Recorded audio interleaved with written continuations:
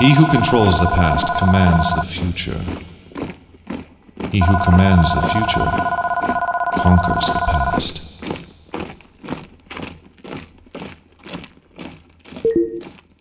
Welcome to reviewing the WestWood full motion video series. So this is part 2 of the series where I'm going through all the WestWood studio games that use any type of full motion video and review them. We're rating them on acting quality, writing, production, and the campiness. We are going to be talking about Command Conquer Red Alert. Now this is very nostalgic for me. It is the first WestWood game I played, probably the first RTS I played. It's between that and World of Warcraft 2. Both I played around the same time when we first got our Windows 98 machine. For a long time, this was kind of my favorite game for most of the late 90s, and probably up until Rise of Nation. So probably until like 2003 or 4, whenever that game came out. So much like the first game in the series, there's 2 campaigns. This one has an Allied campaign and a Soviet campaign. We'll be looking at the Allied campaign first. And much like the GDI campaign and first Command & Conquer, it's a lot more straight-laced, not as much to talk about, not quite as fun, not to get too far ahead of myself, but the Soviet campaign definitely has a little bit more drama, intrigue, and campiness, silliness that we really come to enjoy in a lot of the WestWood FMVs later on in games they release. Now, I won't be showing all the footage just like the previous video. That's not the purpose of this. I'll be showing the majority of it, and you'll definitely be able to follow the plot, and we'll be kind of touching on all the highlights or when there's stuff to talk about in the FMVs themselves. Stop playing with that thing. I've just got to adjust this. Give me the sequence calculations. Now!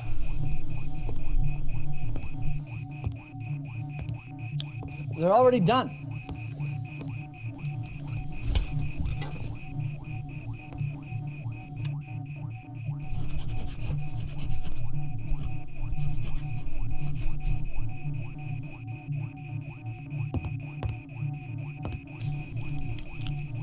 I wonder if it will be raining. Stand by.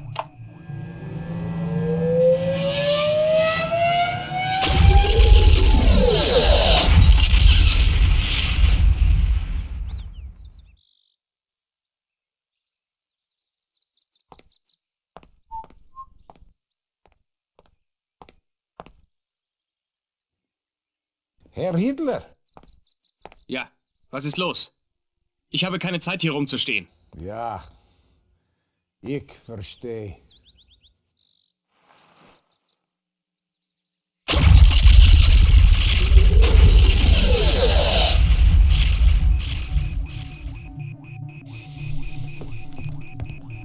Did you find him?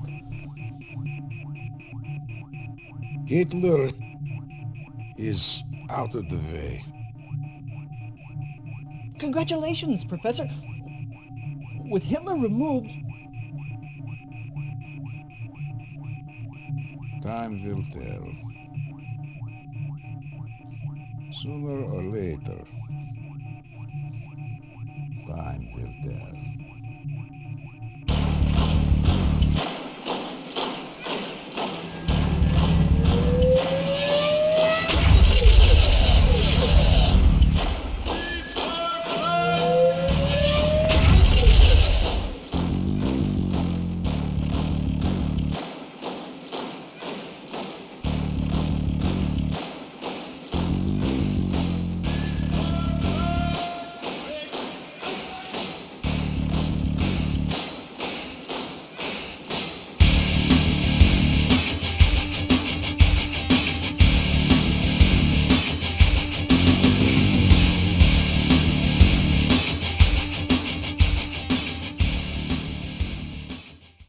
Now that is an intro. When Hell's March plays, I'm just ready to jump into this game.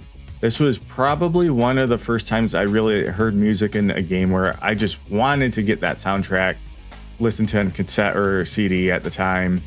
And other games I'd listened to before this, like Final Fantasy VI, had great music, but I still even a little bit too young to really think about the concept of like listening to the music, getting it in some way. And I really credit this to starting to get like my love of video game soundtracks and OSTs. I also attribute this for getting me into history. I am a major history buff. A lot of the content I consume as far as books, movies, documentaries are often historically related. And this game was probably the first time I was introduced to people like Albert Einstein and Adolf Hitler. Clearly a step up from their first game. These come off as actors who probably have some experience, whether it's in theater or doing like TV or something.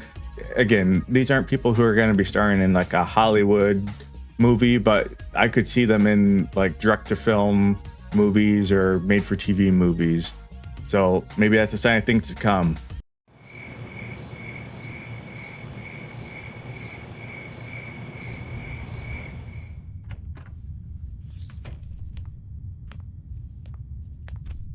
Commander? The last transmission? 0900 hours. Since then, nothing. Perhaps Einstein escaped? Too much to hope for, General. He would have contacted us by now. This is classified. I know. I sent for her. General von Essling, she is a civilian. That's why I don't get killed. Commander, this is Tanya Adams, a professional volunteer. She will work with you on this mission. Somewhere inside this research center, the Soviets hold Albert Einstein. We need him back, immediately. Get Tanya inside, so she can get Einstein out. Once you have located him, bring him back to your drop-off point for immediate evacuation. Be careful. The base is heavily fortified, but not invincible. Their weakness is power. Black out the base and nothing will stop you. Good luck.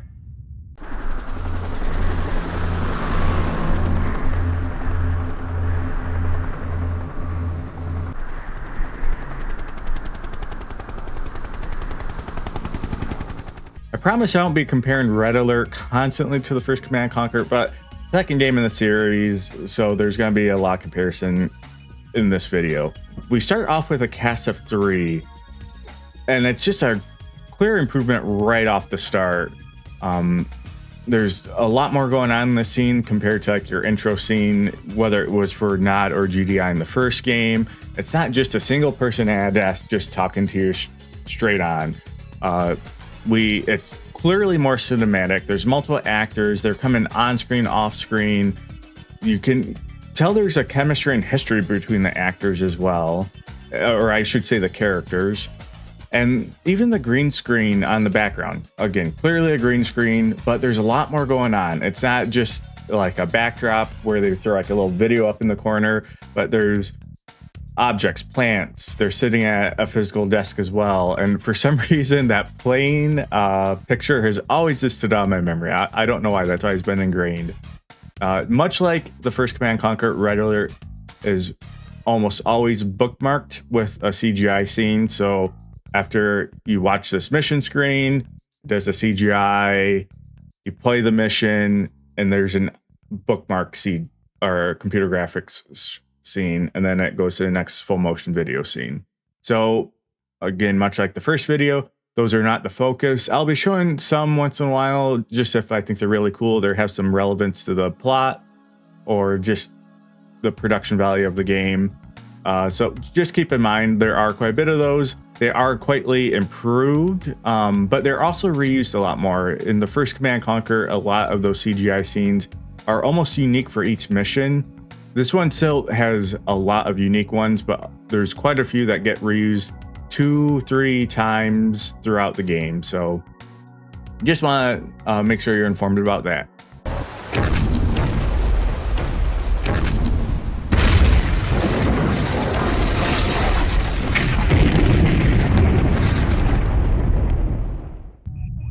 Soviet aggression has increased tenfold already. We don't have the manpower to fight Stalin's armies on every front. Commander, you did a fine job rescuing Einstein for us. Now, we are counting on you again. One of the passes we use for a supply route has been blocked by the Reds. A convoy from the 434th is due through in a matter of hours. The supplies they carry are critical to our war efforts. Nikos, What we have in that area to work with? Not much. And time is against us. You will have to make do. Mission 2 is already mixing things up.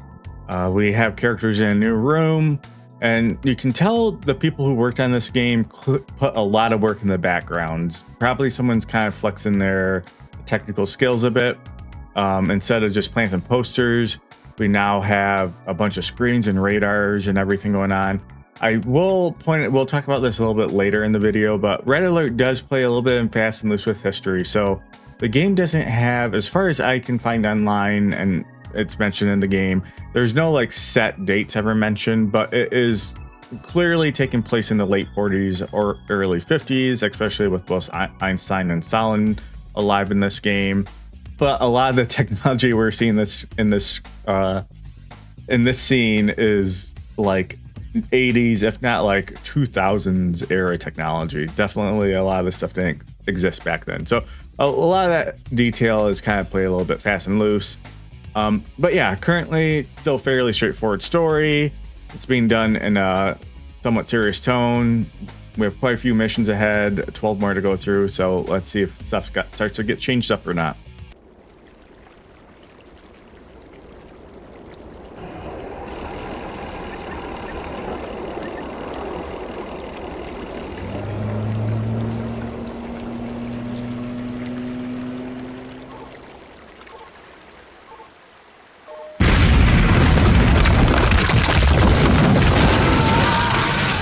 So this is one of the few missions that doesn't have any FMV intro.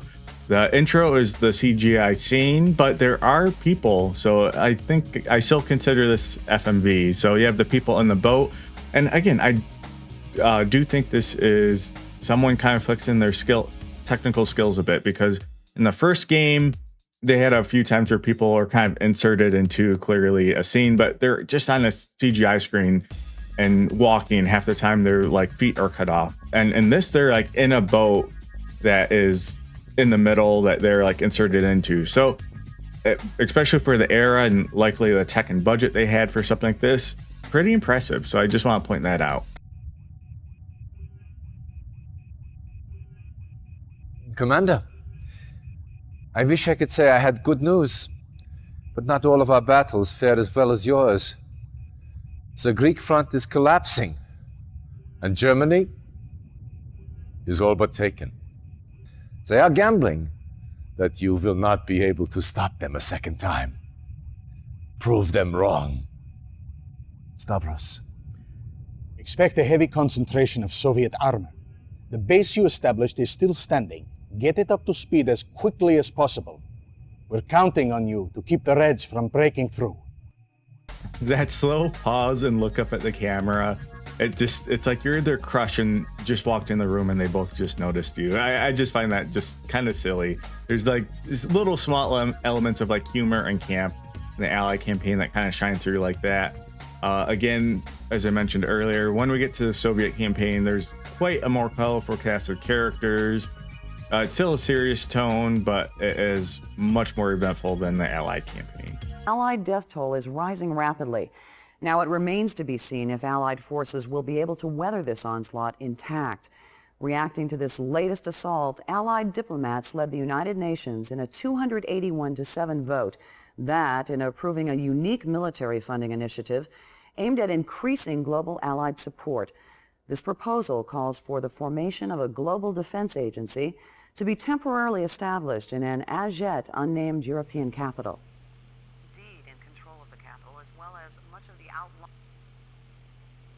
Sounds bad, does it not? Well, it is. But Stalin has just written his obituary. At last, this will help us galvanize the rest of the world against him. Yes, we have lost Greece, but we are not out just yet. Stalin may think so, but if we can continue to counsel the talents of commanders like yourself, we will come through this war on top. My old friend...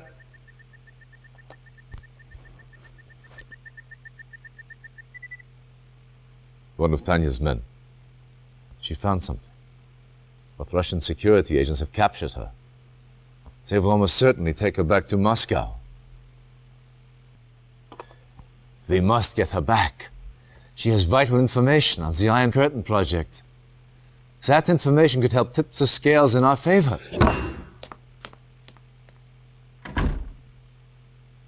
Let him clear his head.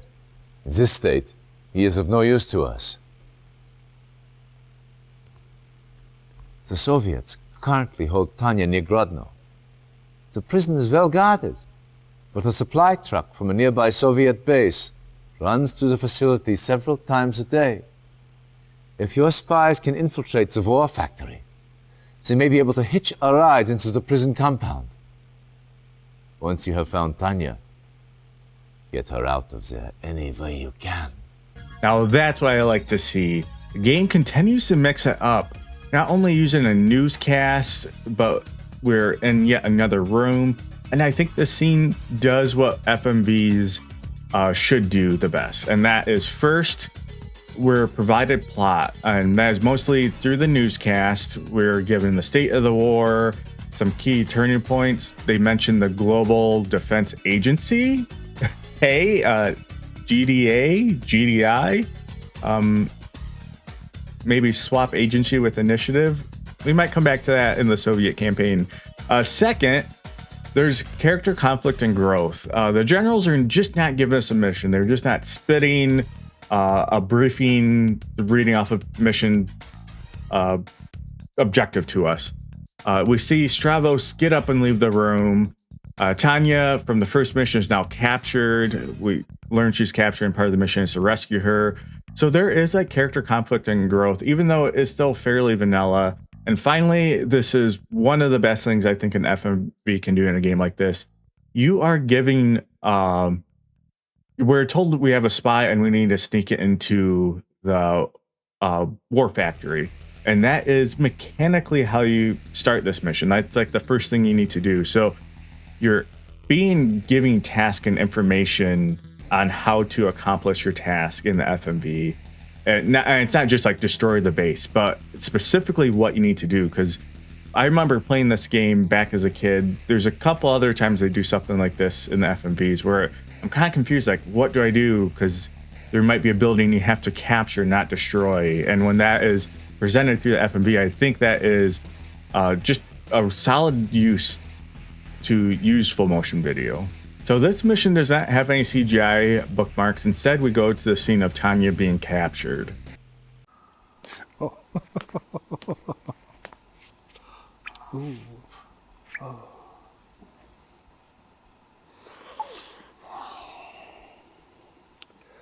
Such a pretty face. Where is Professor Einstein? I was hoping you'd say that.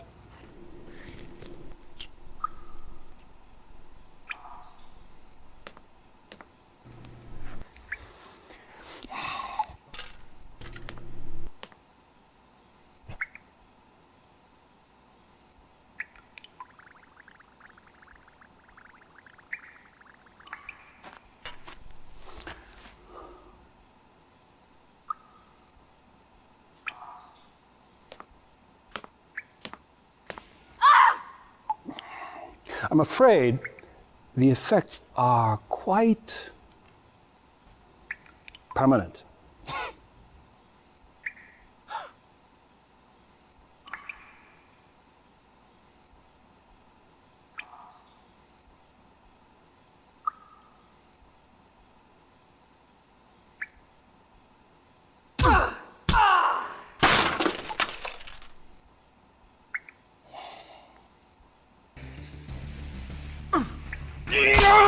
And what an intense scene. I still remember as a kid, the first time I played this, being so uncomfortable when you see that needle just sliding down her face, and thinking how gross it was when she spits on him and he wipes it off and licks it. Like, guy just gave me the creeps as a kid. And again, considering this was an FMV from 1996, I'm going to keep saying that, they nailed everything they're aiming for with this scene. You're getting just uncomfortable. You want to rescue Tanya, and now you're, again, as a kid, I remember I was full force wanting to get into this mission and get Tanya out of that situation.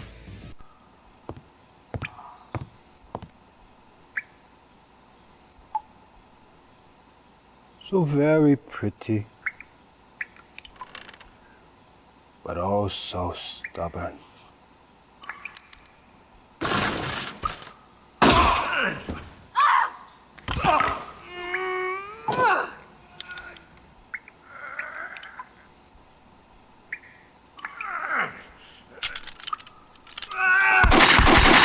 We get a cool little action scene. It has some weird audio moments, but overall it's pretty simple. It's probably the most brutal FMV we've seen yet in both this game and the previous. You have quite a bit of like blood and beat up characters. And it's just simply one of those FMVs that always stuck with me. When I think of WestWood FMVs, when I think of Red Alert, like this scene is gonna pop into my mind. So just had to share it. Excellent work, Commander. The information Tanya recovered has proved invaluable. Would you not agree, Stavros? Yes. Our analysis is almost No, sit. I'm late. I apologize. My watch is not working. Professor Einstein, this is an honor. General Nico Stavros. Yes. Professor, let me introduce the commander who rescued you. Commander, this is Professor Albert Einstein. Yes. Very exciting.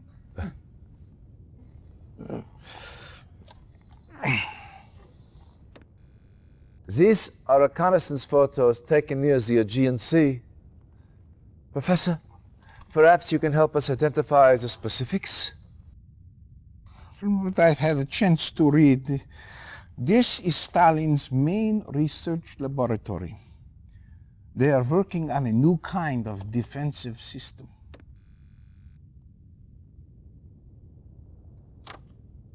Oh, yeah, this is it. The Iron Curtain. It's based on the theory of resonating molecules at certain Oh, yes, frequency. Professor, but what does the Iron Curtain do? Do? Well, by the theorem, it appears to make things invulnerable. Any vehicle or structure covered with this effect, by theory, will be impervious to harm. It's incredible. I know Tesla was experimenting with this kind Thank of... you, Professor. That is all we need to know. Soviet research on this device cannot be allowed to continue. What else do we know about this research facility, Stavros? Nikos, put your personal losses aside for a moment, will you? Yes, of course. Besides R&D functions, this base also serves as a waypoint for Soviet submarine actions, so it is heavily populated. As far as we can tell, the only prototype they have of this Iron Curtain is located here. We do not know if it is operational yet. Commander, your task is simple. Get into that base, infiltrate their laboratories, and destroy all information and prototypes of this Iron Curtain. We see Einstein for the first time in the game. The actor who played him, I think, does a really good job of kind of portraying kind of the caricature of Einstein. He has those little idiosyncrasies, such as commenting about his watch not working, which, remember that. And the way he says certain words, like very exciting, pardon my awful Einstein accent. Moments like this are where the campiness starts to shine through. Clearly, Einstein, again, being more of a caricature than like an actual historic portrayal, is a little bit of that campiness, and them just having more fun with it. Oh, yeah, this is it. The Iron Curtain. And also, I like how the general just slowly backs away from the table as if his entire world just comes crashing down as Einstein's kind of giving some of the plot to us. Again, that is like one of those little things I would have missed as a kid, but watching as an adult, it just kind of makes me chuckle. I'm like, what's he doing? It's like he just found out like his entire family just died in a plane crash or something. And plane poster is back.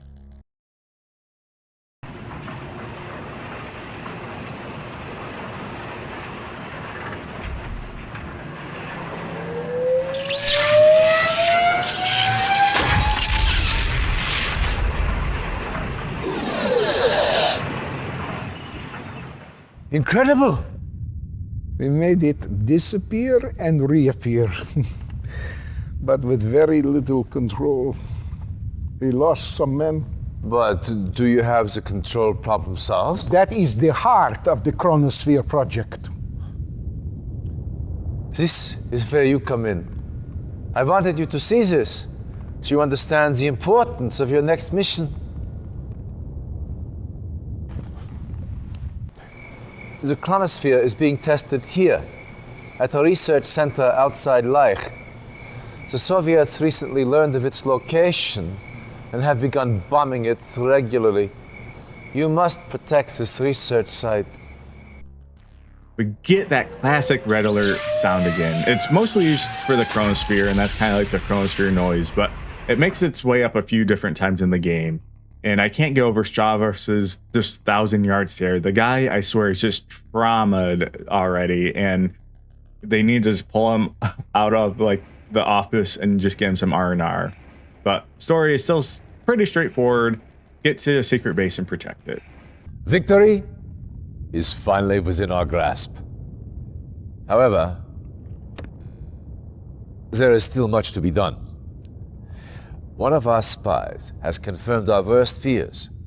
The Russians have developed a weapon greater than anything previously known, an atomic bomb. Stalin plans to unleash these bombs on several European cities. If he succeeds, all we have worked for, as a race, as allies, will be for naught. This is Major Vladimir Kosygin, one of Stalin's key atomic strategists. Intelligence indicates that he has vital information on Stalin's plans for this new weapon. Kosygin is appalled by Stalin's methods and is ready to defect. You will find Kosygin here, in the Riha compound. Direct the spy past that compound's defenses and to the command center. Once you reach Kosygin, get your APCs in and Kosygin out.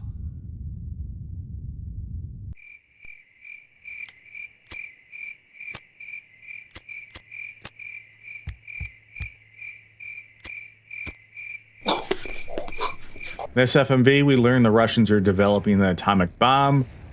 Again, straightforward plot kind of going on, but I have to include this because we see some A-bomb footage in a game, and that's always awesome. Future video in the book talking about and comparing all the like nuclear bombs in games, but that's a little ways down the pipeline. And we also get this epic spy ninja. Like the spies in the game are in like tuxedos. They talk like Sean Connery, but in the FMVs they look like a ninja. I just found that just kind of baffling. So let's continue and see what comes next. That woman, Stalin's paramour, correct? I can think of better word to describe her.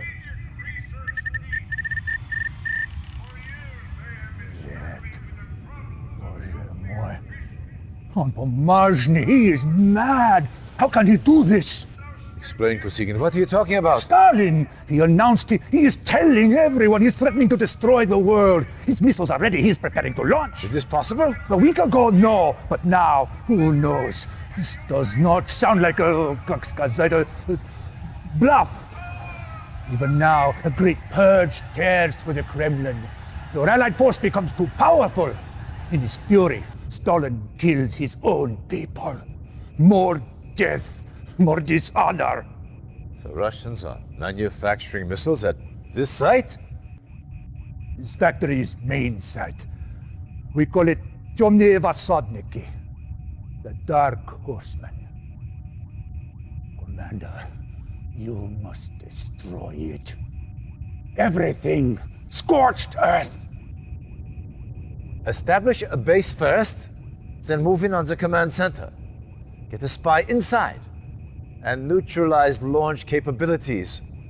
Once the missiles are neutralized, destroy the facility. Everything. Scorched earth. We get a great performance by this Russian general. He is just absolutely chewing the scenery. Again, plots haven't been so much a focus for this review. As I mentioned earlier, Red Alert 1 does not have a canon date. Essentially, it's kind of assumed to take place in the early 50s, again, because both Einstein and Stalin are both around. So because of this, World War II never happened, and there's a war with the USSR and the kind of the Allied nations. Because of this, no Manhattan Project, so the atomic bomb hasn't been created yet. So it is cool to see a little bit of like alternative history being played with, even though some stuff again is fast and loose, like the tech they're using even is like still far beyond what you'd expect for even like the 60s or 70s, even like probably the 80s. It's really like 90s era plus tech. Yeah, I just want to kind of highlight some of that. I do think it is them just trying to use their production value and try and make things more interesting and fun to look at and watch, rather than just a 1951 office room with no computers and hardly any electronics. So I'm not really dinging them for that at all.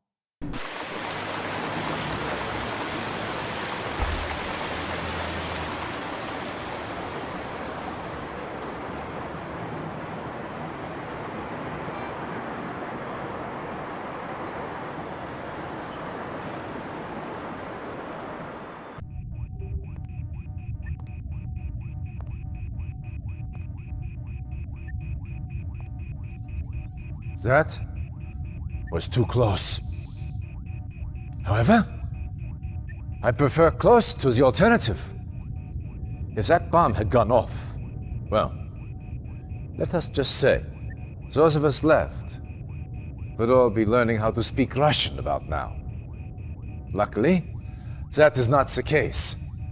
You and your team have foiled Stalin at every turn. And this was the coup de grace.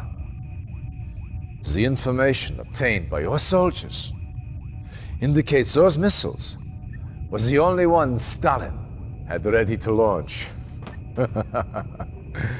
Was the atomic threat lifted? The time is right to launch our strike on the USSR. Your job is to clear the St. Petersburg area so that our ships can offer naval support to ground forces moving towards Moscow. Start by destroying the Soviet command center here. So this clip opened up with the CGI bookmark of the ending of Mission 10, and I had to include the nuclear bomb we prevented from detonating, crashing next to Big Ben, and you get to see a bird taking a poo on it. Like that. Again, another scene that always just stuck with me as a kid. Other than that, it's a fairly standard briefing scene. Him saying, "So our ships can move up the river," always reminds me, at least as an adult now, of Guile from the Street Fighter movie, talking about "following me up the river" speech. So that is always kind of funny to me too. I'm gonna get on my boat and I'm going upriver. Now, who wants to go home? And who wants to go with me? The weakest part of this whole Allies campaign is I do feel like it is kind of a vanilla Tom Clancy novel. There's a big bad state that's out of control being ran by a bad guy, and we just gotta smack them down. So there's not a lot to it, but let's continue on as we're kind of in the tail end of the game. Oh, accursed weather. Welcome to the USSR, Commander. All Allied divisions are at the ready for our final push on Moscow. But we have received some bad news. The Soviets have the Iron Curtain back online and plan to use it to foil our assault. If that was not enough, our spies hint that a more powerful version of this weapon is in the works. I need you to infiltrate the Red Tech Centers so we can gather information on this new weapon. Dismissed.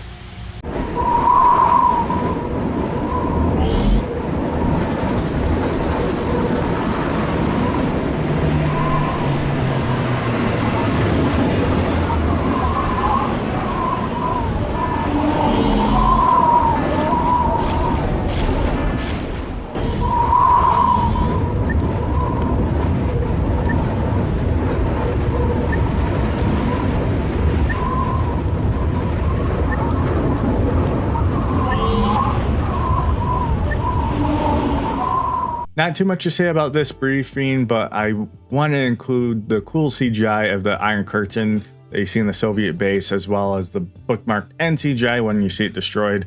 Always looks cool. Much like the FMVs, the CGI scenes back in the day were a reward for beating the mission and like getting further in a game. So just a cool CGI scene I just want to show off. I assume everyone can handle the orders they have been given? Any questions? Good. Give them hell, boys. Dismissed! Commander, your efforts in this war have earned you a great honor.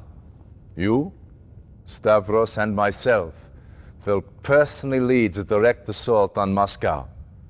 With all the other fronts covered, it is up to us to destroy Stalin's fortifications and remove the Soviet seat of power.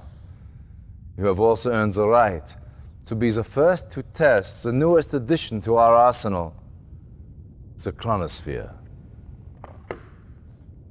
With this to help you, even Stalin's new Iron Curtain will not be able to stop us.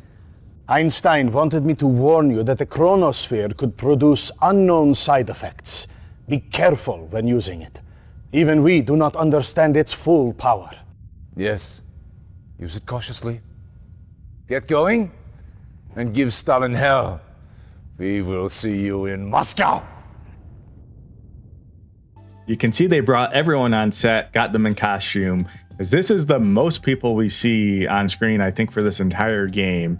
And it is setting up for going into the final mission of the game. I do think having like all these people, all these actors and everything on screen does help to build to like the scope and just the finality of going to this final mission.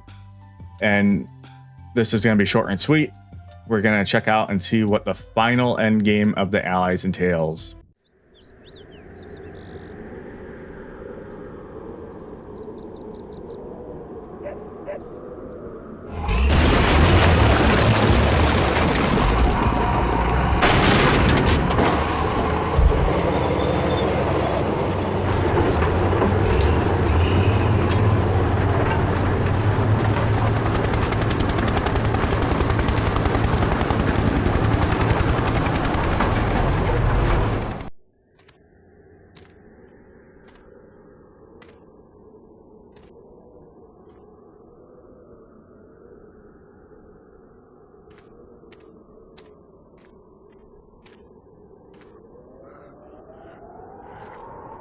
Over here! I found someone! Jeez Louise! It's Stalin! Figures that bastard would survive. Well, orders are orders. Come on. Help me get him out of here.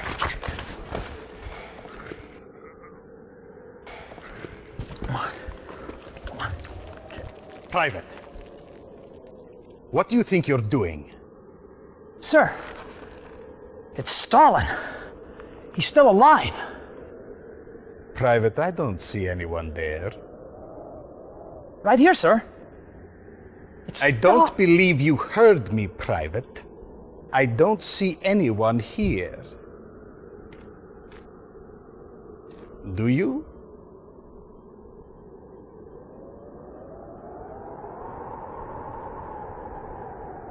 No, sir. I don't see anyone.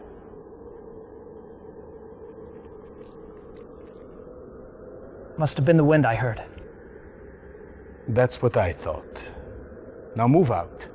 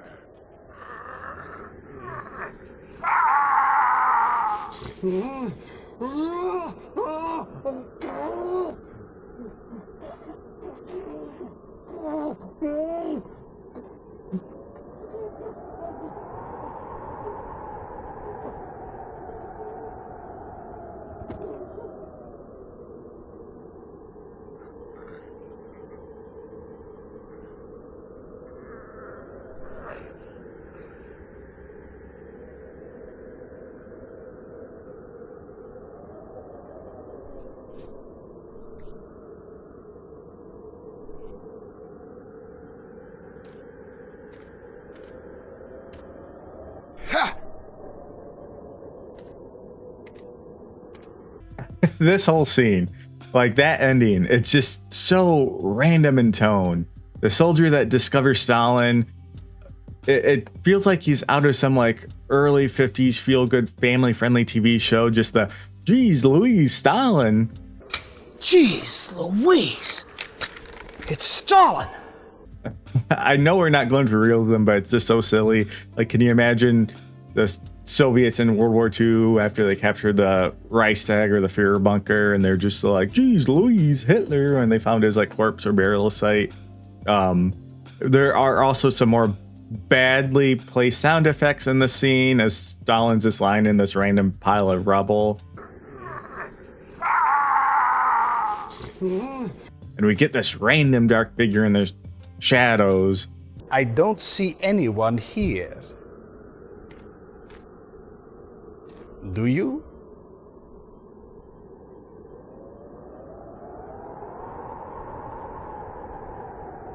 No, sir. I don't see anyone.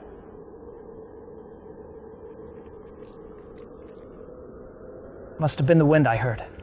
Must have been the wind. Who is being all intimidating, and then we realize it's Stavros, which you kind of looking back can see what they're building up with. Stavros, I was kind of clowning on him a little bit, the 1,000 yard stare, and he's constantly being like shook and stuff.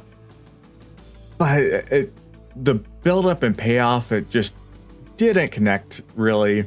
But that said, the way it just tells the soldier he heard nothing, but he's like so giddy. It's like, we found Stalin. Sir, it's Stalin. He's still alive. Private, I don't see anyone there. Right here, sir. But then he's like, I guess I heard nothing. I just walked away. And you get more silly sound effects as Stavros just gags Stalin, puts a big rock on his head, and just that completely baffling "Wah!"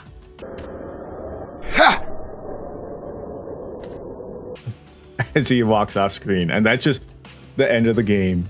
I enjoy it for how silly and out of tone it is, especially as an adult, and compared to the rest of the Allied campaign. But like that said, it just isn't quite as satisfying from plot and writing perspective. It just left me wanting more, especially like Stavros is the guy who we end with. We don't like get a meeting with Tanya or the other General Einstein, like, or some type of like congratulations. Like, this is one of the few scenes that the FMVs are generally like from your point of view. They're like told like you're a commander in the room, you're just a silent protagonist. But this one is essentially you're not there. It's like you're just the camera now. So kind of weird. But with that said, Red Alert had 2 expansions, Counter-Strike and Aftermath. They both canon-wise take place during the main campaign, so they're not like after the campaign. So like the Allies one, like, or Counter-Strike like takes place like during the Greece offensive. So you play it as like the Russian or Allied perspective. Now these do have a couple FMVs. Most they are each like 8 to 10 missions long, depending on the campaign and the expansion.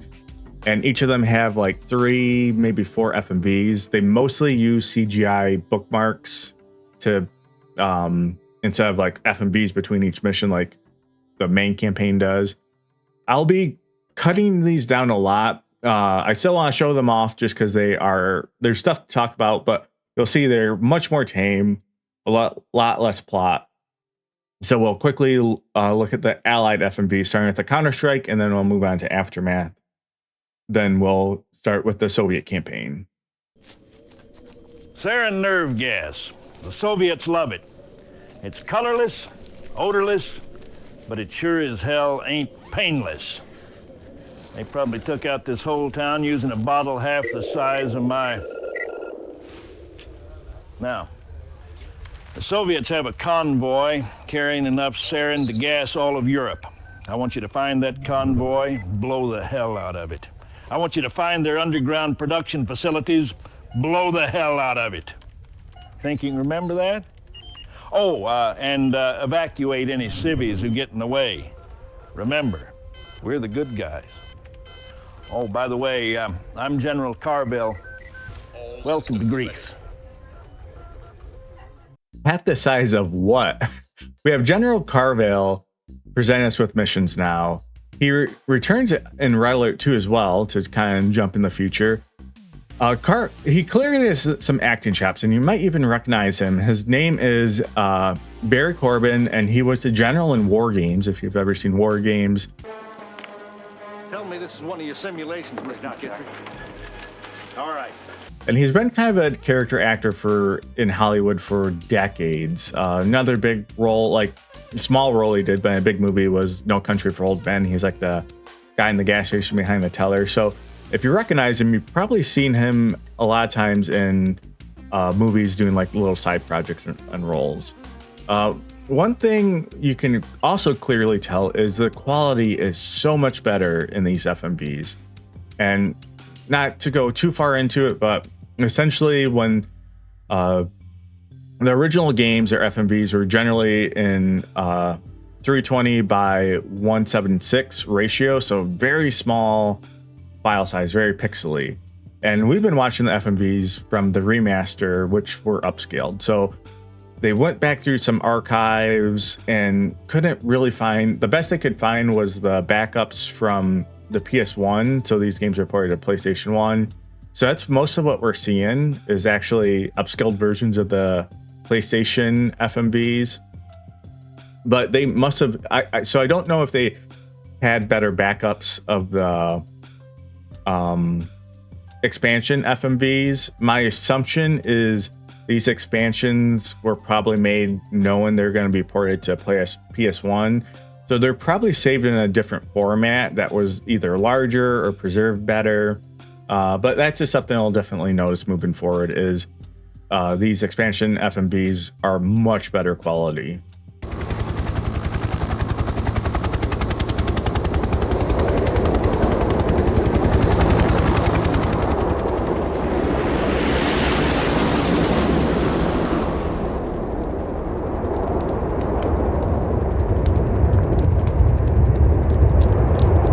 This is a cool CGI scene. Again, I mentioned prior, for the expansions, the majority of their missions have CGI scenes instead of conventional full motion video.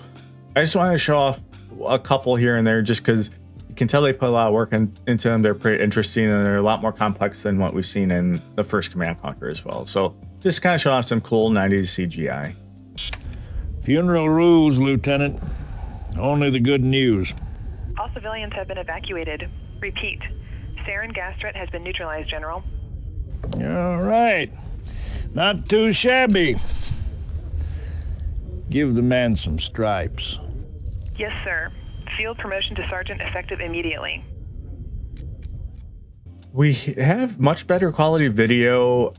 Another clear improvement in production with these expansions are these are filmed in real scenes. There's no CGI green screen or anything. It's a bunch of physical props, an actual room backgrounds. But that said, I don't know what they were thinking with some of these shots, like that bright light behind Cavell, all that like smoke in the room. It just makes it look ugly. I don't like the looks of it, even though it should look so much better. But it is nice to see like all the props and everything. The commies are at it again, developing atomic capabilities. General Stavros has a Siberian informant who knows where the Soviet atomic processing facilities are hidden. Stavros insists on going to meet him personally. Stubborn old mule thinks he's a damn field agent. Yeah. Damn. The Soviets must have gotten wind of the Stavros meeting. Intel received word of a large Soviet force moving to intercept. We got to stop them nukes. Another fairly basic mission briefing. Barry, the actor, he just does a lot of lifting. His like kind of charisma, you can really feel pour through these scenes that are otherwise very basic. Stavros, you old dog. Have you got any idea what a pain in the ass you are? Well, that's not what I hear. The commander here tells me that he had to assign 3 privates to clean your diapers. General Stavros wishes to offer you his deepest appreciation and congratulations on your brilliant career. The ending of the Allies' Counter-Strike campaign, it's short, bittersweet. Barry again raises it just based on his charm alone. Now let's check out the aftermath FMVs. Take a good long look, Major, because you'll be attacking that harbor at dawn. The Soviets are baby steps away from developing sea-to-ground missiles. Once those missile subs are underway, we risk losing naval superiority. I can't tell you how PO'd that'll make a lot of people around here. Your job, Major, is to take out those Soviet sub-pens, research centers, anything that'll keep those missiles from getting off the ground. Baby steps, Major. Think baby steps. So we still have Carville presenting our briefings. We can assume these were probably all shot back to back if I just had to make an assumption, but let's continue.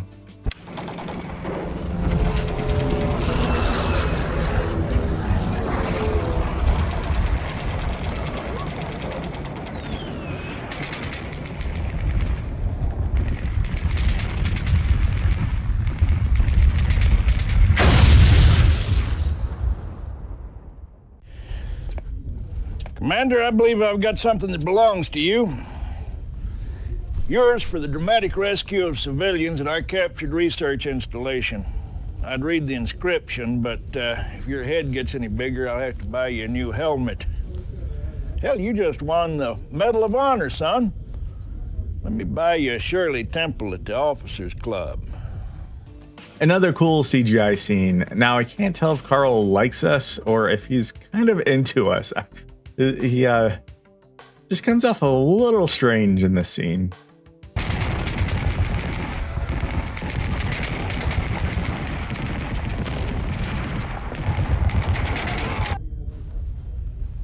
We got a hostage situation, all right. We've got a hostage situation that involves every major Allied research scientist. But suppose we free these hostages. Then it's even worse. We've got hot spots everywhere, Colonel. This is Poland. I've got super tanks on my tail, mad tanks. I've got nukes pointed at London.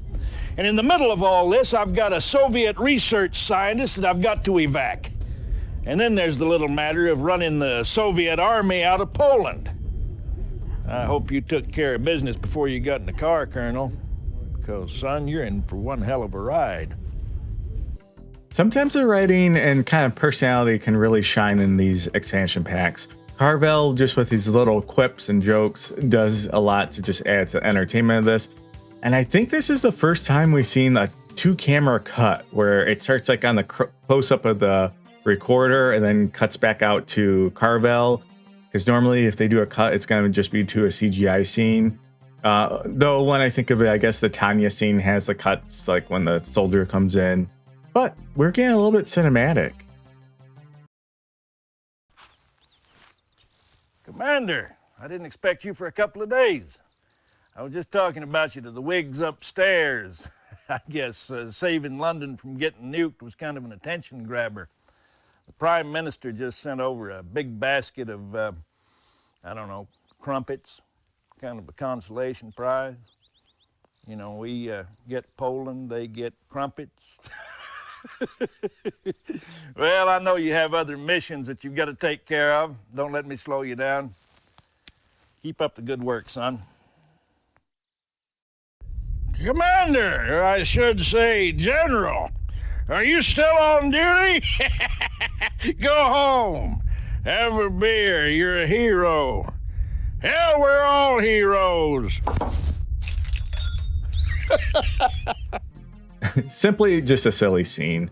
These expansions are obviously only meant to complement the main game and the main story. The ending in both of these expansions for the ally side are very lackluster. It would have been great to see any of the previous characters from the main campaign make an appearance, but we don't, and we simply just get a congratulations, you're a winner. It could have been a better narrative experience for sure. But this is the full Allied story for Red Alert 1, main game and the expansions. And it is a canon ending and narrative. So again, if you're unaware, there's a Red Alert 2 and Red Alert 3. Red Alert 2 takes place if the Allies won in Red Alert 1. But before I talk too much about the game overall and do any ratings, we gotta first check out the Soviet side. And again, as I kind of mentioned before, the Soviet side has a lot more character, some more intrigue, and it's more fun. And that is, unfortunately or not, for better or worse, depending on how you feel, that's usually how these Command & Conquer games go. Is usually the bad side or the villain side can be more fun, just because you can kind of get away more and be a little bit more campy when it comes to the villains. So let's switch over to the Soviet campaign and see if the grass is actually greener on the other side or if I'm just full of poo.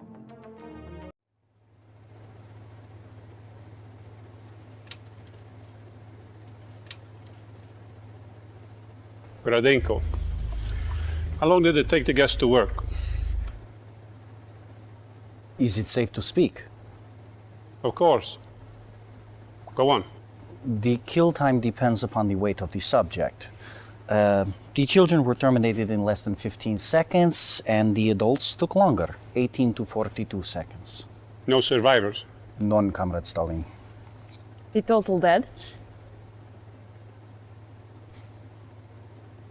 Approximately 840. My intelligence said there were 877 people in the village. How do you account for this discrepancy? Inaccurate intelligence? Enough. Begin full production of the gas. Already underway, Comrade Stalin.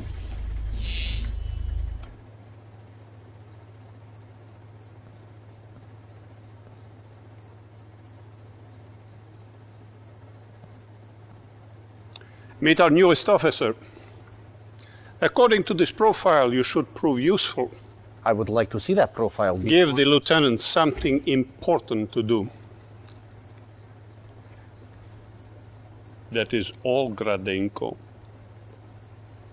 Forgive me, Comrade Stalin, but there is something else. Outside Torun, we have met with guerrilla resistance. They have blocked the roads into town here and here. They are enemies of the people. Destroy the town and kill everyone in it. Come, my dear. I have an assignment which requires your special skills.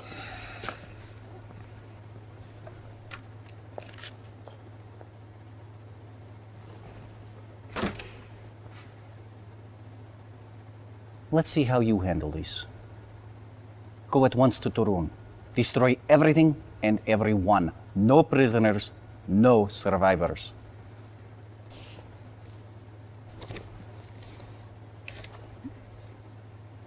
That is all.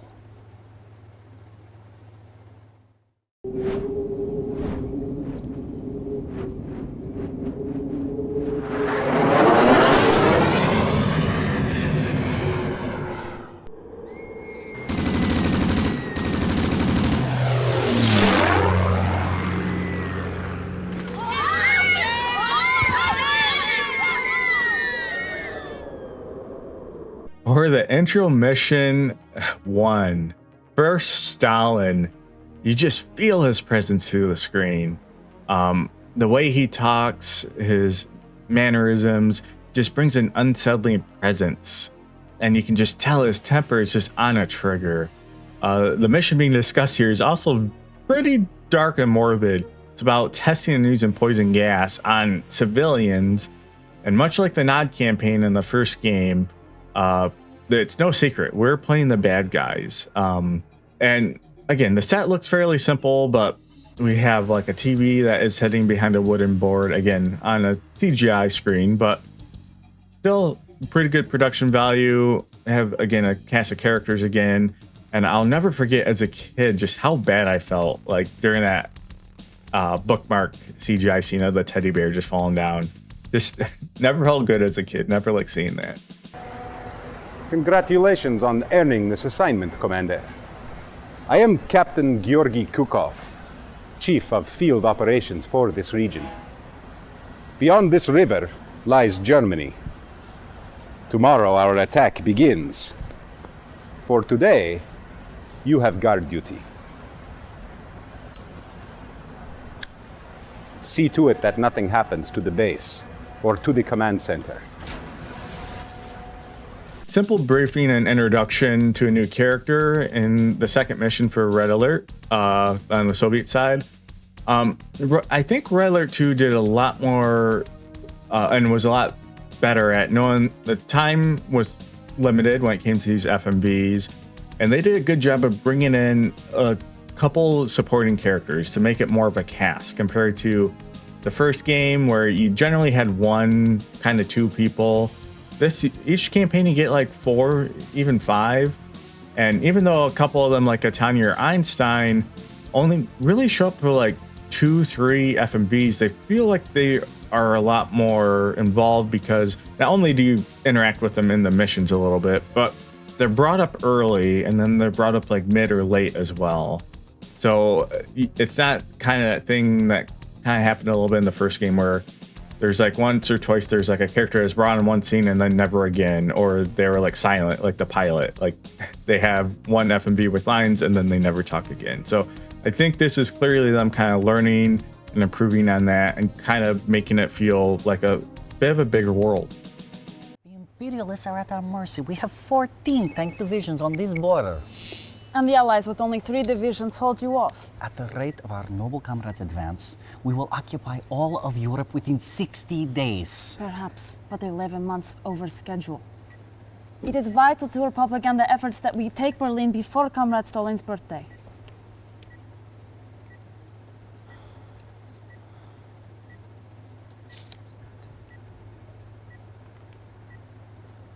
Comrade Gradenko, did you not report all our nerve gas sites secure? I inspected them myself. And how did the Allied dogs eliminate our Sovrensk facility? Impossible! My security was inefficient, as we feared. That plant was our primary site. Will there be enough nerve gas left to proceed with our plan? What about Einstein? Is his propulsion system research still on schedule? Well? I must report. A few hours ago, Einstein was kidnapped. I know. We are recovering him as we speak. Good.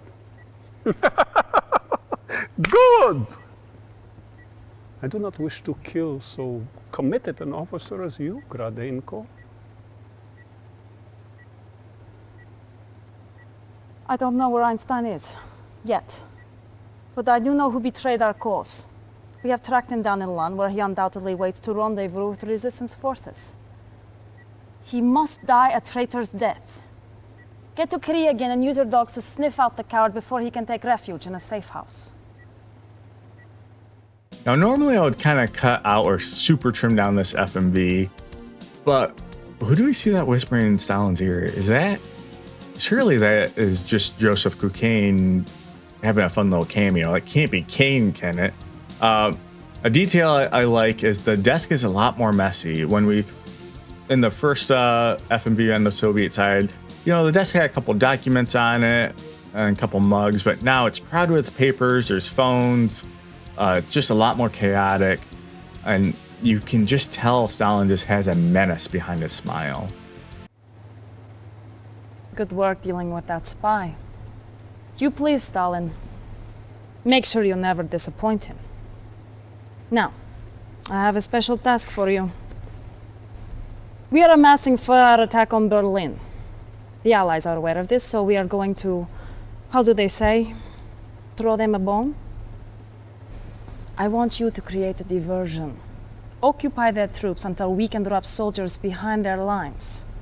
Once the troops are in, use the soldiers to cut off Allied communications. With no early warning, we can take Berlin by surprise. We haven't fully left just a person behind the desk giving us orders, but thankfully it seems like this is the exception and rather not the rule. When you kill one, it is a tragedy. When you kill 10 million, it is a statistic.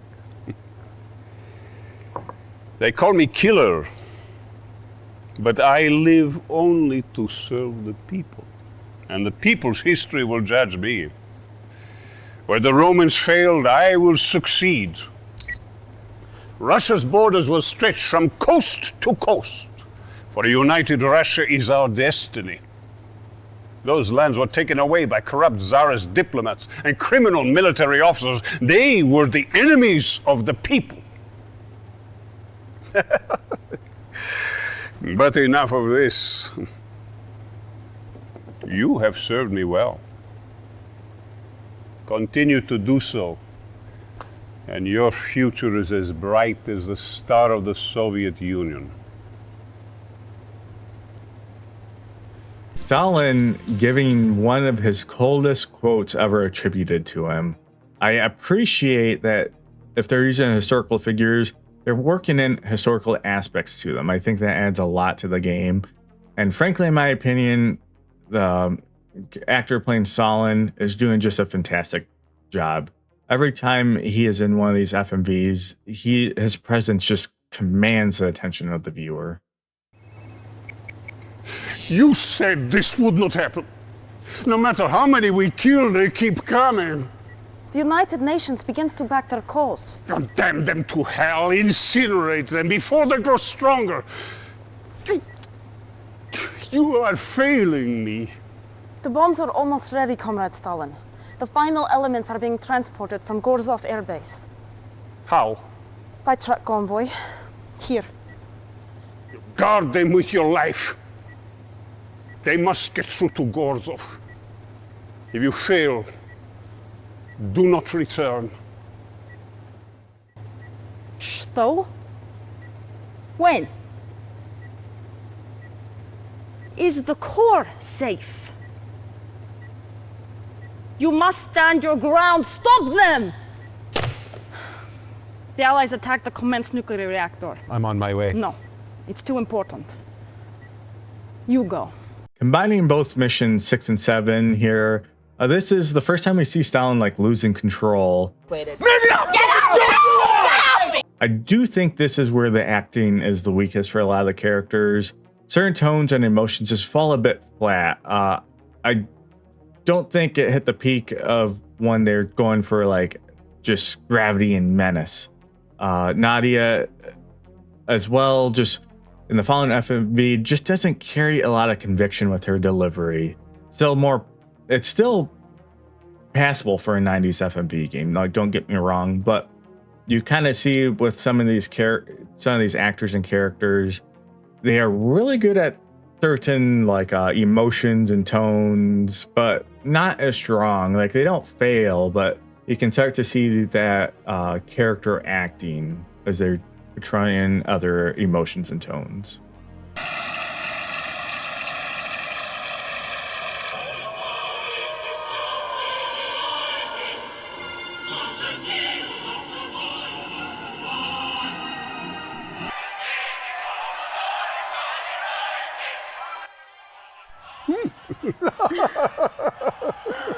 I promised you Berlin, Joseph. Did you doubt me? If I did, I would kill you. How better to show you my love and to give you a city for your birthday. I could think of a few possibilities.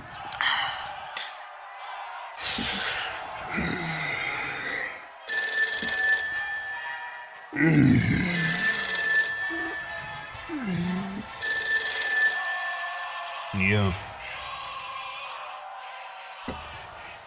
What?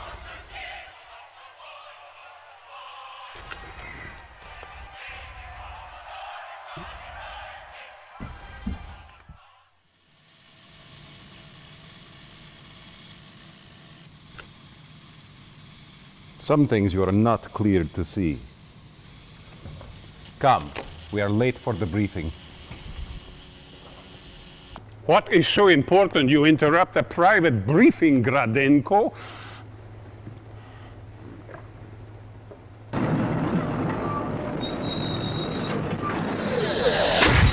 Oh, you waste our time with magic shows? This is Elba Island.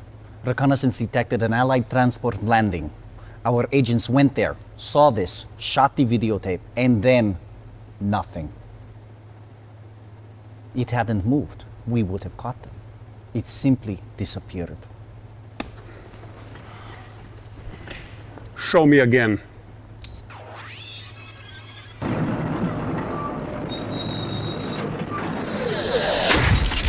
It's impossible. Whole units. I must know what can do this, Nadia. If it is a weapon, I must have it.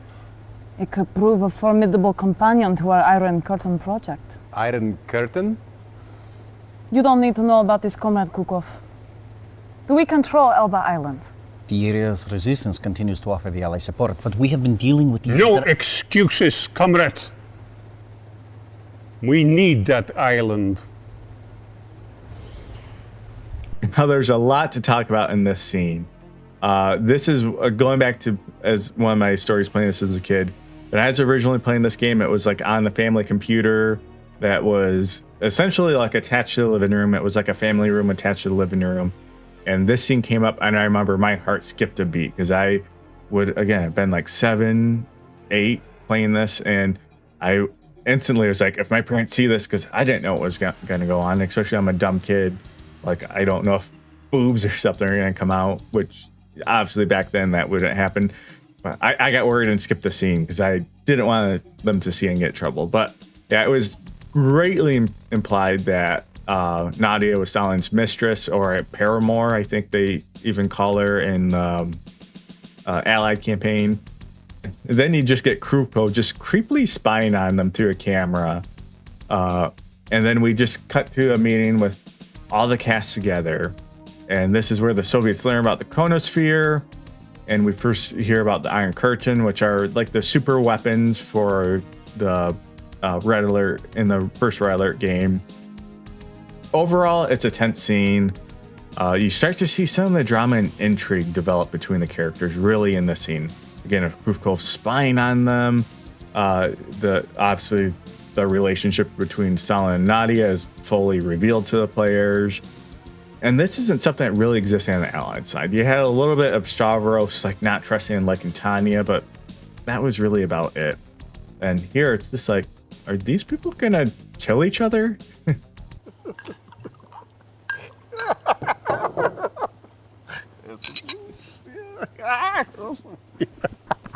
Rusty boys.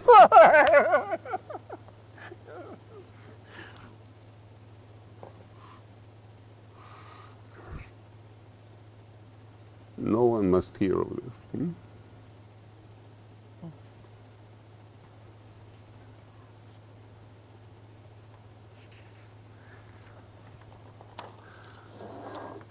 Do you recognize these names?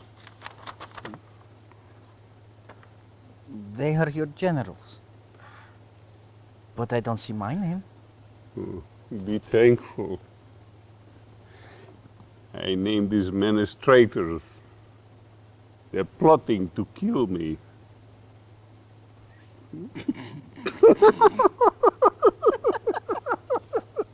They think I will destroy Mother Russia.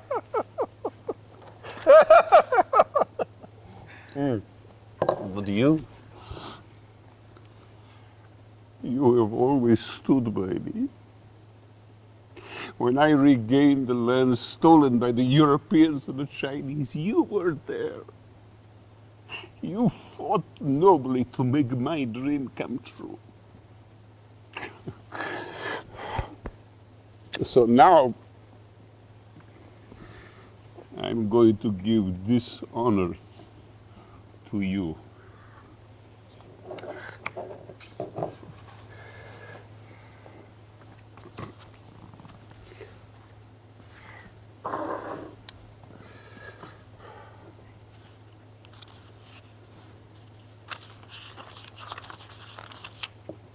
death warrants? Sign them.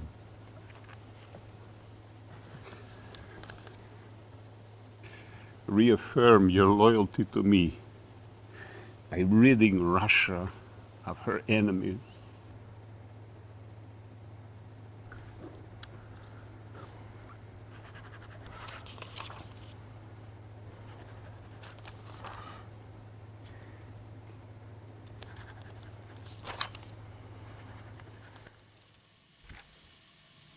Curious. Stalin said nothing about the truck Gradenko abandoned. Containing elements of Iron Curtain. Yes. We must get it back. I'm sure you'll find a suitable way to handle Comrade Gradenko. The truck and its contents were abandoned somewhere in this region. The Allies captured the truck and brought it to this way station. They intend to move it to safe territory and study its contents carefully. This FMV has quite a bit of schlock. It covers some unsettling things, though, with Stalin planning to murder a bunch of his generals, very reminiscent, like the historical Great Purges of the 1937. You're almost unsure if the General Draken Stalin is going to make it through the scene alive. We then see Kane, Stalin's butler, deliver some death warrants. Intrigue again continues to build as we see that there once again Stalin and the general being spied on by Krukov. Unlike the Allied campaign, you really start to feel at this point that some of these characters are not going to make it to the end. As a side note, I do think it is impressive that they're drinking clear liquid with a green screen behind them, because if you know anything about editing and keying out, that's definitely a choice. I feel like someone's, again, flexing their muscles, maybe building their resume a bit, being like, hey, look at my editing. I can edit a glass in front of a green screen. So just want to point that out. I thought that was interesting.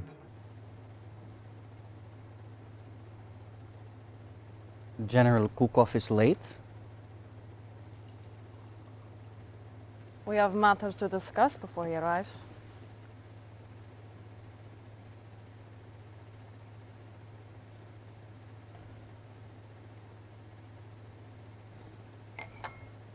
Nadia, this tea is excellent. Thank you. I prepared it myself. Incompetence will not be tolerated. We cannot allow you to endanger the Iron Curtain project any longer.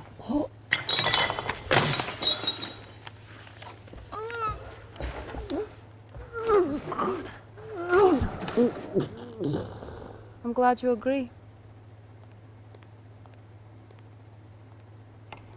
Dealing with traitors is my responsibility. Yes, and my pleasure. My spies report that the Allies are planning a major naval attack against us. You can cut them off at the refueling station. Land your MCV on a suitable island and destroy the Allies' base and refueling station. We must keep the area clear for our submarine operations. Go. Now, General Kukov, tell me about this Allied secret weapon that you found. The chronosphere?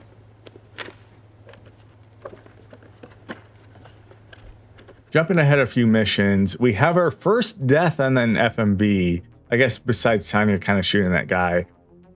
The way he dies and sprawls out on that table is just so silly. It's funny. You can actually tell that he's like still breathing in the scene too. It's clear that Nadia and Krukov are now making some sort of play for power. And you can, again, tell that Gradenko is still breathing on the table. Pretty silly little death scene. Play it again. I want it. The Allies are calling it chronosphere technology. My sources tell me it is done with extremely high energy signals. I want it. Comrade, how? I am surrounded by idiots. Do whatever it takes. Steal it. Take it from them. Nadia, tell your spies I want detailed plans. If Gradenko had not allowed Einstein to slip through our fingers, that weapon would be ours now.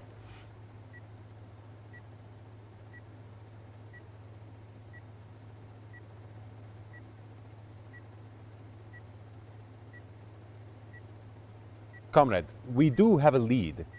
An Allied base outside SETI is sending out very strong energy signals. I believe this is where the chronosphere hides. There are 3 separate control centers we've identified there. Take control of all 3.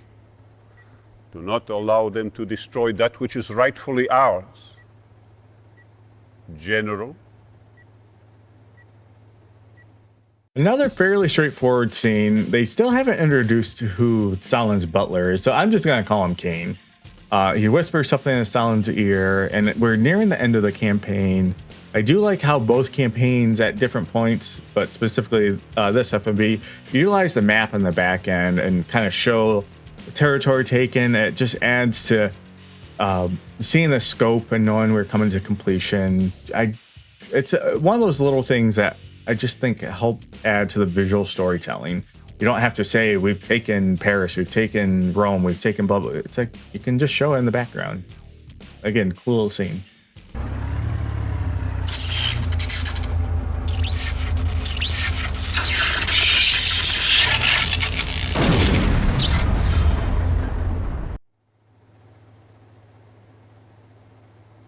I cannot believe they would risk keeping Einstein in such a poorly defended area.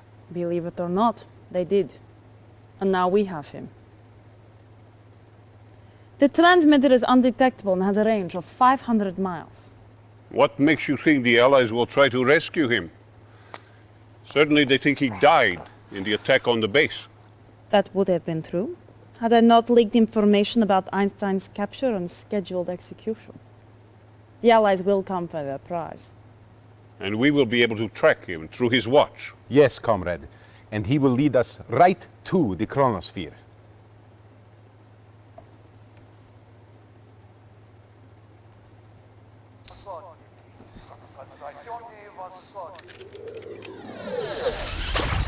Einstein is gone, comrade.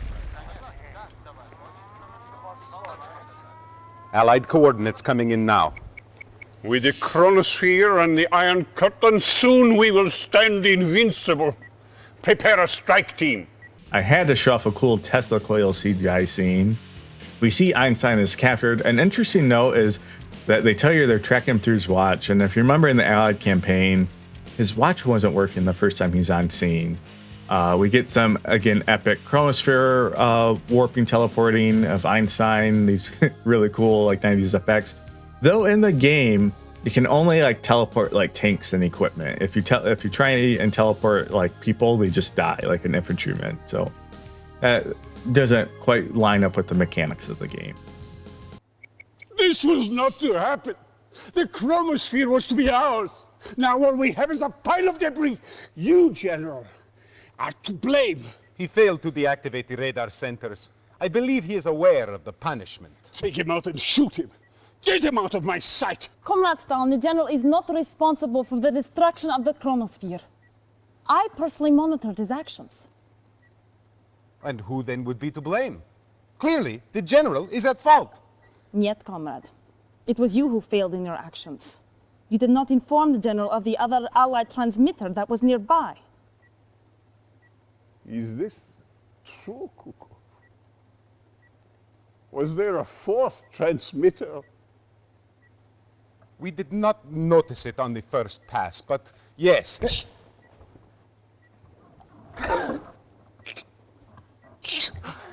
You disappoint me, Kukov.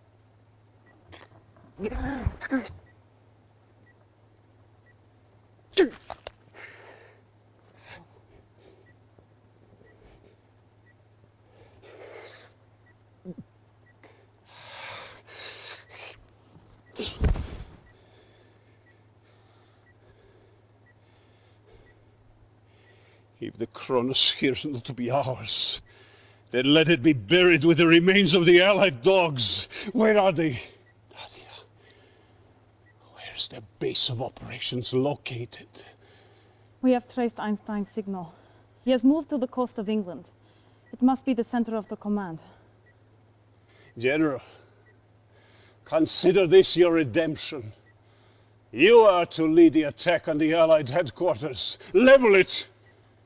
Destroy forever all traces of the Alliance. Comrade Commander... Continue! Comrade. And you will find yourself on the floor with Kukov. Assemble a strike team. A continental Soviet Union is our destiny. Stalin be losing his shit. Another fantastic over-the-top death. We're now down to 2. This is, again, a fantastic FMV going into the final mission. The schlock is starting to get dialed up narratively. You're ready to see how this all plays out. Stuff is clearly coming off the rails. So let's tune into the final ending of the Soviet campaign and see what occurs.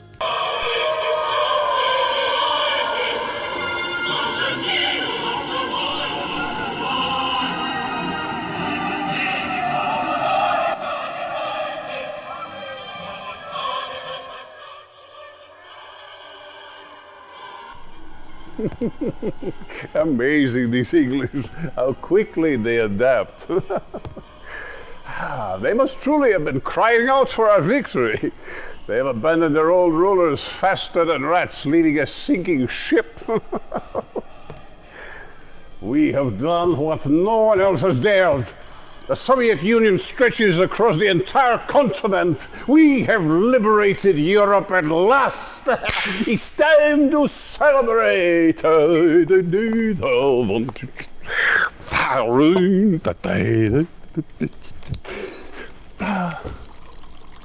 See? Well, why not? When in Rome. Excellent. General, you have covered yourself in great honor. I will see to it personally that you are very well taken care of. Nadia, this tea is truly excellent. Thank you. I prepared it myself.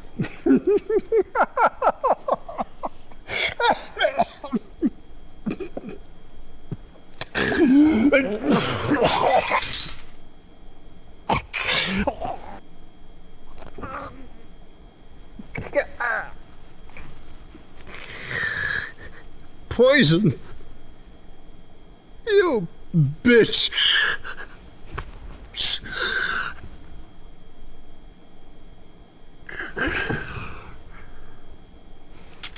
You bastard pig! You will never touch me with your filthy hands again!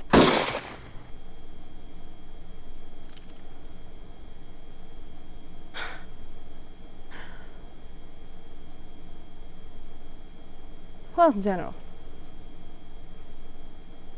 this temporary chaos in Europe will only help to fuel the Brotherhood's cause. For centuries we have waited to emerge from the shadows, and now we will make ourselves known. And Cain went out from the presence of the Lord and took up residence in the land of Nod. You have done well to serve us, and for that, you should be rewarded. We estimate that the Brotherhood will tire of the USSR in the early 1990s. Until then, you will keep the peace. Fight our battles where you must, and you'll remain our loyal and obedient servant for the foreseeable future.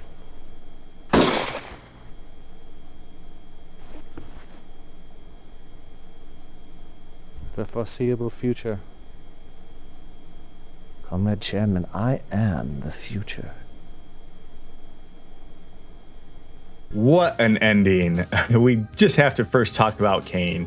He's finally given a credit on screen in the subtitles, and it is Cain. Now, I want to just point this out first if you're unaware. So this game obviously came out a year after the first Command Conquer. So you have Command Conquer Tiberian Dawn, Command Conquer Red Alert, which takes place in, again, like the early 50s. First Command Conquer takes place like in the 90s. It's like contemporary for when the game came out. So obviously that would mean Kane is like 70 years old in Command & Conquer. And not to get too far ahead of other games, but Kane is just a mysterious figure. It's greatly implied there's something going on with him. He's not just like your normal human. All that said, though, this is not the canon ending, and Red Alert doesn't have anything to do with the other Command & Conquer games. Again, if you're unaware, there's kind of the Command & Conquer line. So you have the first one, Tiberian Sun, which is the second, Command & Conquer 3. Red Alert, you have Red Alert 1, 2, 3. It's clear that they were planning back then to have them intertwined, but later games they're not. They're their own separate universes, though there are like fan theories and stuff. But I think canon-wise, everything official, they're separate. But it is a cool, like, essentially like Easter egg. You can kind of almost think of looking at this game.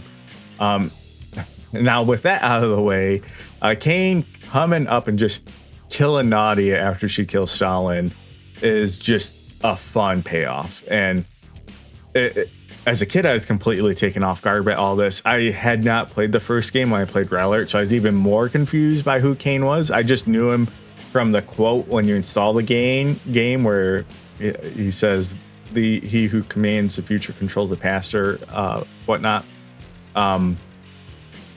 And again, rewinding a little bit further into the scene, we get to see silly Stalin, which is one of the best and most campy Stalin performances we see in this game.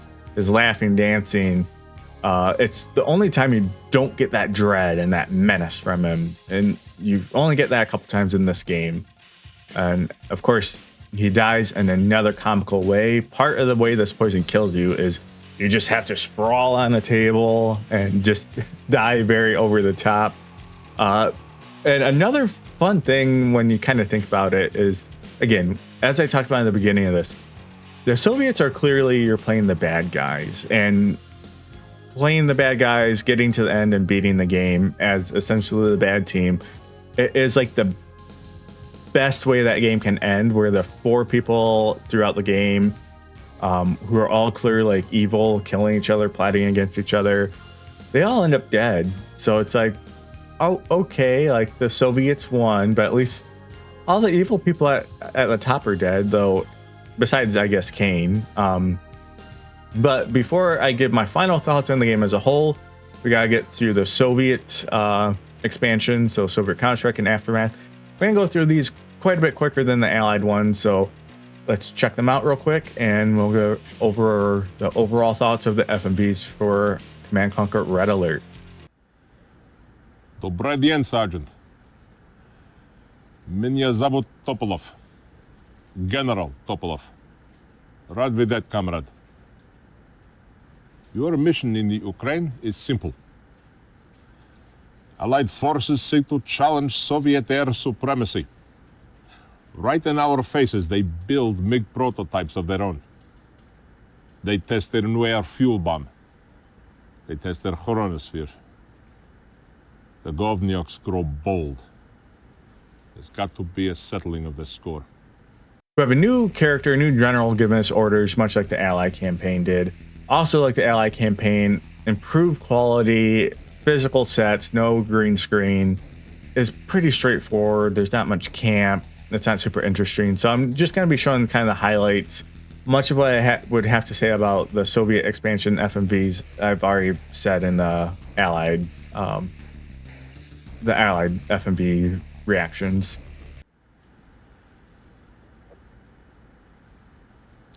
Żal Rosju.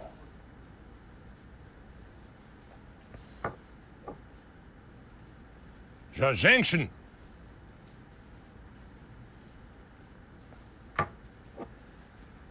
Żal roskich żeńszyn.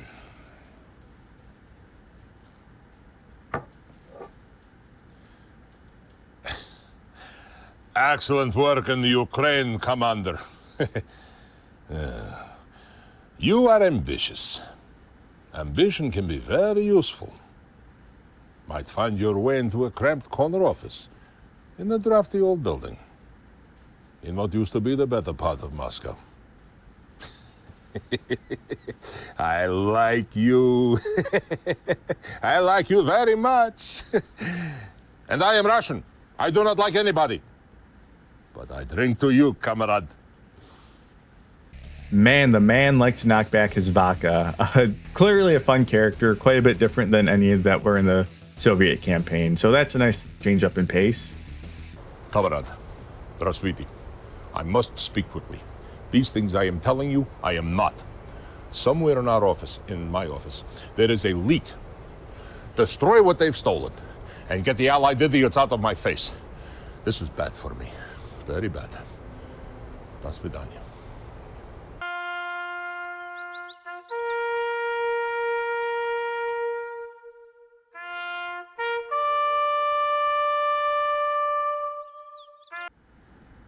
Salute, Commander.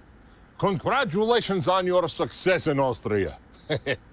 You must forgive me if my interest in your success is a bit personal. You have cleared my name. You are my friend, and I will drink to your honor. It seems I already have. До свидания, товарищ. As you pick up, a lot of this campaign is helping the commander clear his name.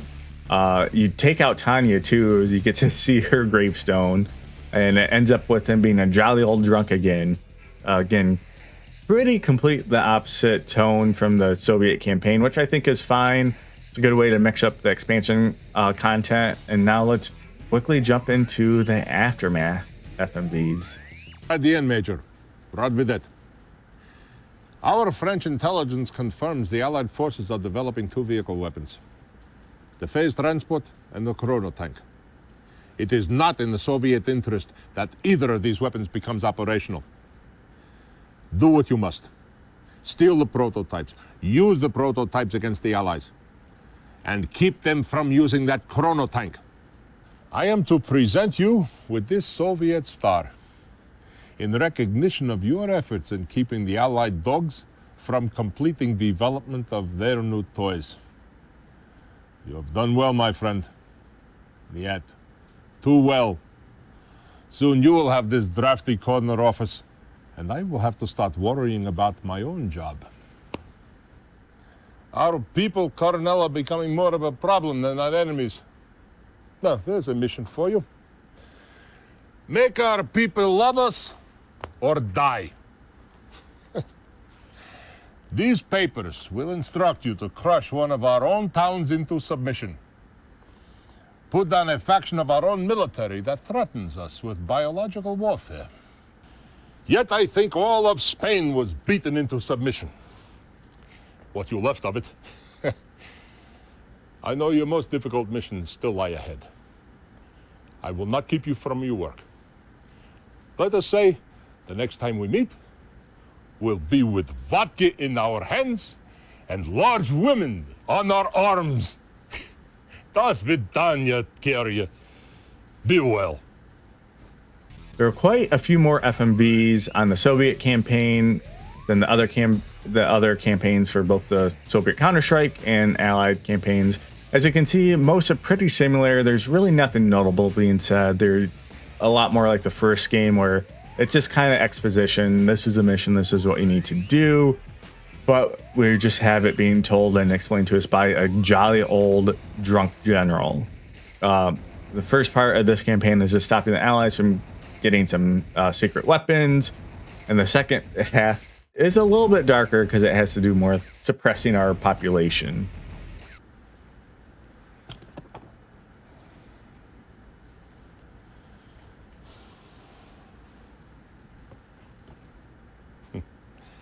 And here we are, comrade. You have done your job so well, I am out of mine. As I predicted, no war to fight. Yet, do not worry. I have a dasher to tend, cabbages to grow. And as we both know, I have lost my heart in this. But this I will leave for you in your new office. General. Much like the rest of the expansion campaigns, the ending is pretty anticlimactic. Typically, you'd expect a character like this, though, to be jealous or attempt to backstab you. So again, it's kind of a nice little change of pace, and especially throws you off from the Soviet main game campaign where this guy's just, he's okay with it. He's just gonna retire and pass the torch to you. So again, I feel like I was expecting going into this like him to want to kill me or be upset. But with that said, let's talk about the game as a whole and our overall conclusion on the Rattler FMVs. Command & Conquer Rattler, as I mentioned earlier, was likely the first RTS I played. It was either between this and Warcraft 2. Either way, I have great memories of playing this back in the game on my Windows 98 computer. It wasn't my first exposure to FMVs. That likely was Mega Race on our Packard-Bell Windows 3.1. But Red Alert was like the first game that kind of really engrossed me because of its like movie type quality, especially when I was younger, more naive. I didn't see a lot of difference between this and a more Hollywood studio. I knew this was clearly not as good, but it intrigued me. And I had played other narrative games, or better said, watched my brothers play other narrative games before this, like Final Fantasy VI on the Super Nintendo. But again, this game using FMVs for obvious reasons spoke to me, and the story hit me and impacted me more than me at like a, literally like a third grade reading comprehension level playing JRPG on the Super Nintendo. Now, when it comes to ratings, we'll start with acting quality. Clearly, no one on here is going to be on a main star of a Hollywood movie.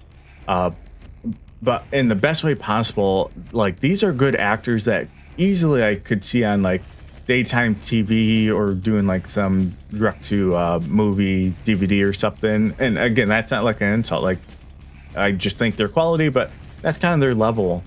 And because there's times, especially I think on the Soviet campaign, where you see the acting bleed through the character, the overacting essentially. And because of that, though that is generally the exception to the rule in the game, but because of that, I have to rate this 3 out of 5 when it comes to acting. No one really holds it back. My biggest criticism is the actors were just, most of them are really good at their one style, and as soon as they had to veer out of that style, they never failed, but they just weren't hitting the high marks they were when they were doing the tone they were looking for. Now, Red Alert is a game with a fun premise. What would it be like if after World War I, Hitler didn't rise to power and, in fact, went away? So it pulls a few historical figures in, like Stalin, Einstein, obviously. It's a good story setup, but it, for the most part, is played fairly straight, fairly seriously. The Allies specifically, as I said early in the video, kind of come off as a vanilla Tom Clancy novel, with the USSR just attacking all out, being led by a madman. So there's a bit of camp with Tanya and Einstein, a little bit of overacting, but nothing too over the top. The campiness of this game does really start to shine through more on the Soviet campaign, mostly around Stalin and his demeanor. So the game doesn't have a Kane, so it doesn't have that one person or figure that just the charm just oozes out of the screen. And even like, again, not to focus too much on the first game, but even though Kane's a villain, you almost want to root for him. Just he just brings that sense of charm.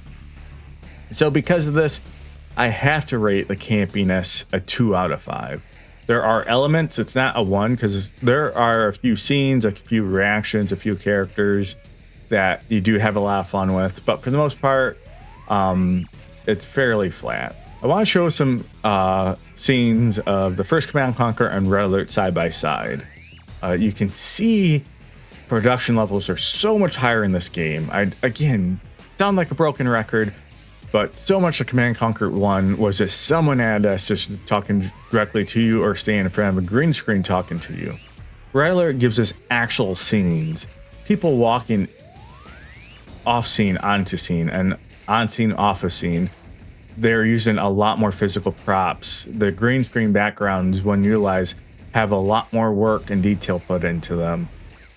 Even the expansions, though their plot and narrative is a lot more boring and frankly flat, they're physical sets, and the physical sets have a ton of detail. It would have been very easy to just slap a plain desk with a notepad, a coffee mug with pencils in it, and be like, we're good. But if you go back and look at those scenes, those desks are filled, the backgrounds are filled, there's, you know, the tape deck is spinning and running, there's a lot going on. And so with the better production, it does make me sad that we're never able to find the original like high definition recordings, but the upscaled FMVs do a good job. And because of this, I rate the production of this game a 4 out of 5. It's better than average. There could have been room for improvement, but especially for 1996 and for being a video game FMV, it's great. Finally, we get to the writing. I was touching on this when I was talking about the campiness of the game. The writing is just a bit hard to judge, mainly due to the differences in the Soviet and Allied campaigns. The Allied campaign is just so basic. There's essentially only 4 characters. Your 2 generals, which neither have much of a personality. Then you have Tanya and Einstein, who both only show up for a couple of FMVs. The campaign is serviceable. I remember, even when I played through this again just recently, playing through the missions, the FMVs are rewarding. They're definitely getting you in the right mindset to play. Kind of want to see it's coming next, especially if you haven't played the games before, I imagine. But the reason people really remember this game and its FMVs are for the Soviet campaign. Not only do we have Stalin, who again just takes command of the scenes he's in, there's intrigue, there's character death, there's even Kane. Frankly, as you play the Soviet campaign, there's a lot of drama going on, and the Allied campaign is lacking drama. And for a good story, you have to have drama. And they tried to make a little bit of drama of Stavros, but that just did not hit the mark in my opinion. And because of this, I do think I'm going to rate the writing a 3 out of 5. Mostly because of the Soviet campaign. The Allied campaign is like 2 out of 5, but the Soviet campaign is serviceable and interesting enough. It has enough camp, enough intrigue going on. I think overall it gets it to a good average, which brings our total to 12, which is 3 more points than we gave the first Command & Conquer Tiberium Dawn that had 9. Red Alert, in my opinion, improved on everything except campiness. It went down in, but you don't have Kane, so it's understandable.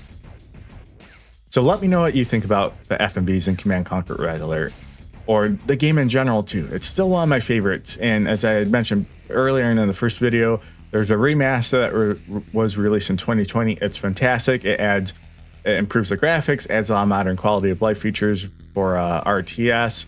And one of the coolest things it does, it adds a lot of bonus content. There's like 4 hours of bonus B-roll footage from the first 2 games, which you unlock as you like beat a mission, as all the expansion content.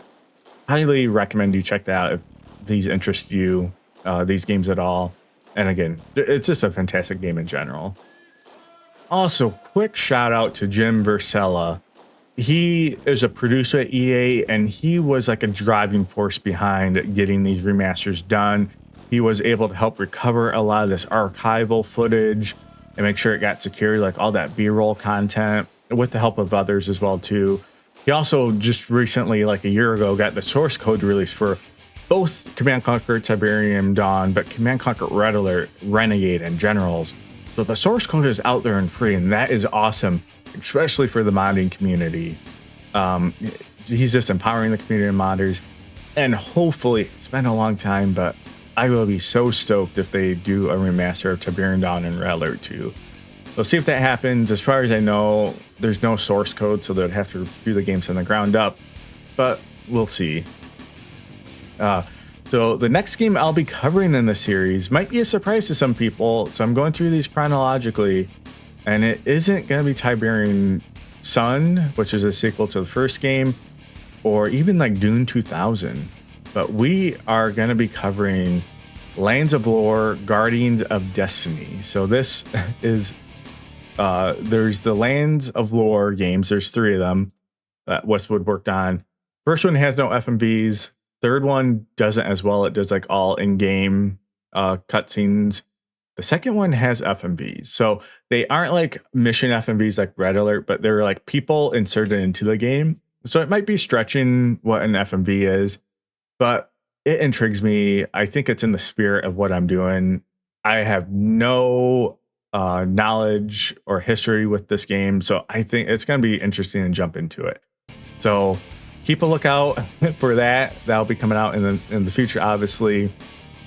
And lastly, if you watch all the way to the end, I do a little project called EXP Monthly, and it's essentially a book club but for video games. It's free, mostly a Discord. You can go to expmonthly.com. Links down in the description below. But each month we usually pick a game, people play it, we discuss it, and we do a little podcast at the end of the month, just talking about the game. Just a fun little project that I like to do. But again, I'm Filbert. I appreciate you for watching, making it through the video. I have a lot of fun making these, even though they do take up a lot of time. It's cool to see there's a small little community enjoying them, getting some entertainment from them. So I'm gonna keep working through these games, having a blast doing it. But have a good one. I'll catch you in the next one.